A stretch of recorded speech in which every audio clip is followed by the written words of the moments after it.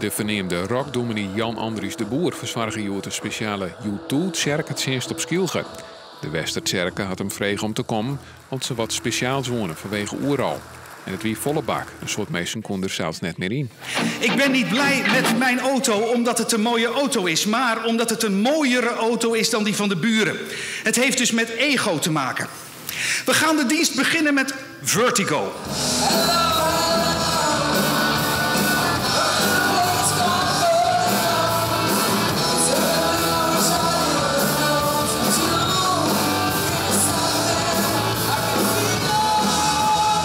Het is feitelijk een tamelijk gewone kerkdienst waar alle elementen van een kerkdienst in zitten.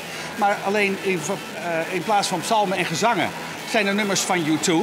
En die zijn ook inhoudelijk heel belangrijk, want zo'n dienst heeft een bepaald thema. In dit geval gaat dat eigenlijk, het thema is pride.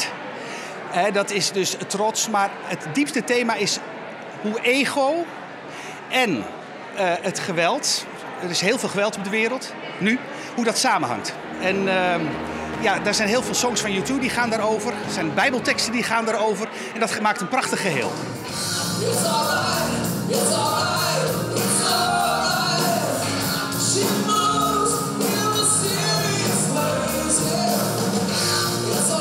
De U2-band was geweldig. De combinatie met de versen uit de Bijbel en dat terugkoppelen op de liederen van U2, op de liedjes van U2.